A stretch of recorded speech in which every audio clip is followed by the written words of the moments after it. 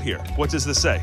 The word here, Kappa Omicron Rho, it means the chief of apostolon, the apostles. For centuries, people believed that every word spoken by Jesus had already been written, studied, and sealed forever within the pages of the Gospels. But what if that wasn't true? What if, hidden beneath centuries of mud and silence, there were still words left unspoken, words he once gave to Peter, the fisherman who would become the rock of the church? Recently, on the northern shore of the Sea of Galilee, a place where Jesus once walked, taught, and healed, archaeologists unearthed something that challenges everything we thought we knew about early Christianity.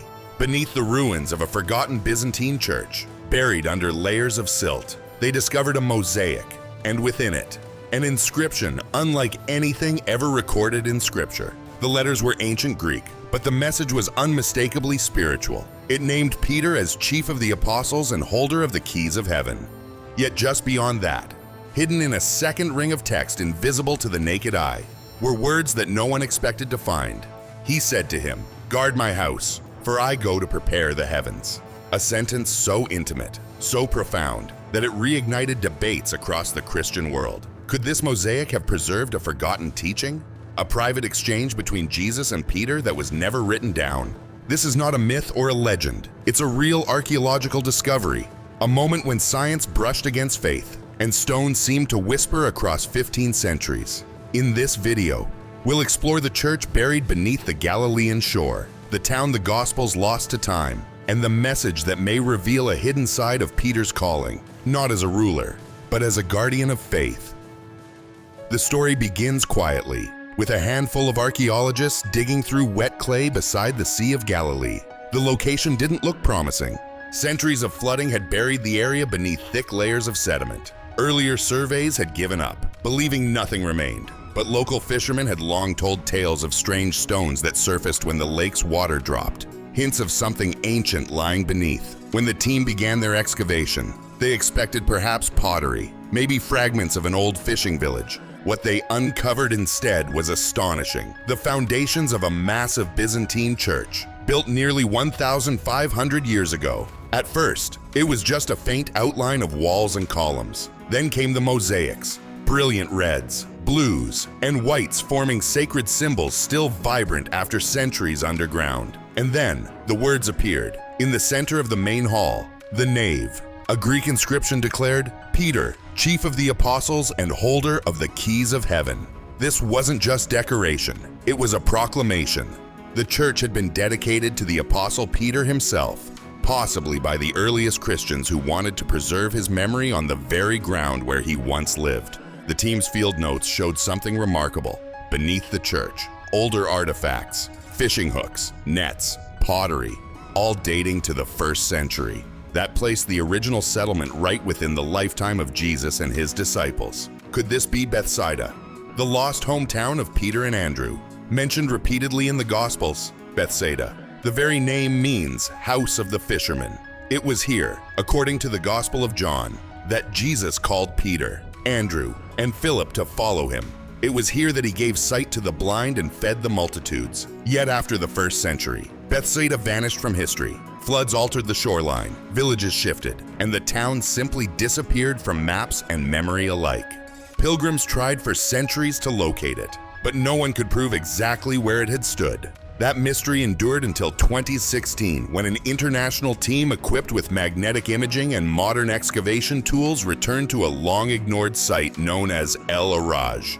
Near the mouth of the Jordan River, they found walls, roads, coins, and Roman-era pottery, evidence of a thriving fishing village from the very time of Christ. As they dug deeper, the outlines of a grand Byzantine church emerged, larger and more sophisticated than any village chapel. Archaeologists realized that early Christians had built this basilica on purpose, precisely over the ruins of the ancient town. Why? Because they believed this was the place where Peter's story began. The mosaic that honored him was no random tribute. It was the spiritual heart of a structure meant to safeguard memory, to ensure that generations to come would never forget what happened there. As the team carefully cleaned the mosaic floor, sunlight glinted across the small, smooth tiles, tesserae laid by hands 15 centuries ago. Near the center, they noticed something strange, faint shapes forming a second ring around the main inscription. To the naked eye, it looked like discoloration, but when they scanned it with infrared imaging, letters began to emerge, letters invisible for more than a millennium. The archaeologists fell silent as the Greek epigrapher read the line aloud. He said to him, "Guard my house, for I go to prepare the heavens." It was not a known biblical verse. It sounded like a personal saying, intimate, direct, spoken from Jesus to Peter. Linguists noted that the phrase's rhythm felt more like Aramaic, the language Jesus spoke, than formal Greek. Perhaps, they suggested, this was an oral tradition preserved locally in Galilee before it was ever written down.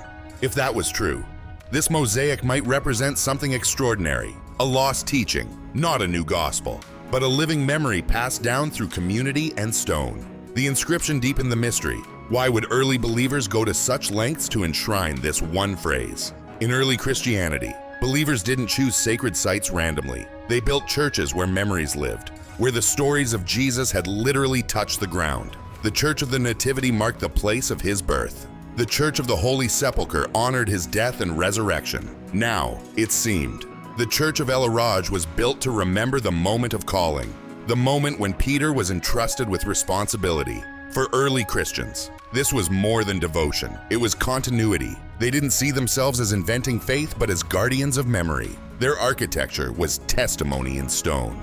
And this particular church, with guest rooms, a baptistry, and open courtyards, was clearly built for pilgrims. People journeyed here to remember the fishermen whom Jesus had chosen to guard his house. The more scholars studied the site, the clearer the message became. This was not a place of authority, but of service. The mosaic's phrase did not elevate Peter to royal power. It charged him with protection, a sacred trust. In a world where the church would later fracture over questions of hierarchy, this site offered a humbler vision: leadership as guardianship, faith as stewardship. The wording of the mosaic, "Guard my house, for I go to prepare the heavens," echoes Matthew 16:19, where Jesus says, "I will give you the keys of the kingdom of heaven." But this version extends the conversation. It paints a more dynamic picture. Jesus departing to prepare the heavens, while Peter watches over his household on earth, if authentic. This saying adds profound theological depth. It suggests a partnership between heaven and earth, divine and human mission intertwined. Scholars interpret the house as the community of believers, and the heavens as the spiritual realms Christ prepares for them. In this view, Peter's task wasn't ruling. It was guarding the faith, ensuring that love, forgiveness, and truth remained alive among his followers. It reframes Peter not as a king, but as a custodian, a servant who protects what Christ began. Even skeptics of the find agree that its emotional and symbolic power cannot be ignored. For the early Christians who built this church, Peter's calling was not political, it was personal. His strength lay not in command but in faithfulness. Across 2 millennia, Peter's keys have divided interpretation and defined theology. The Catholic Church views them as the foundation of papal authority, a symbol of succession from Peter to every pope. The Eastern Orthodox see them as spiritual leadership shared among equals. Protestant traditions interpret them as a universal gift, the keys of faith open to all believers. Yet, long before councils and schisms, there was only this: a small community by the Sea of Galilee, carving their devotion into stone. What they wrote was not doctrine, it was memory, the echo of a voice they refused to let vanish. In that sense, the mosaic does not challenge the Gospels, it complements them. It reminds us that early faith was not about titles, but about trust, not about power, but about presence. Through every age, Peter's story endures, from fisherman to apostle, from denier to defender, from a man who once sank beneath the waves to one who was asked to guard the house of faith. The archaeologists left the mosaic sealed beneath protective layers once again. But the words they uncovered continue to ripple outward, stirring questions as deep as the waters of Galilee themselves. In the end, the discovery at El Araj may not rewrite Scripture, but it does something equally powerful. It reawakens memory. It connects us not through debate, but through wonder. If those words, "Guard my house, for I go to prepare the heavens," truly echo from the first generations of believers, then they remind us of something the modern world easily forgets. Faith is not a monument to the past, but a living trust between heaven and earth. Peter's keys were never about control.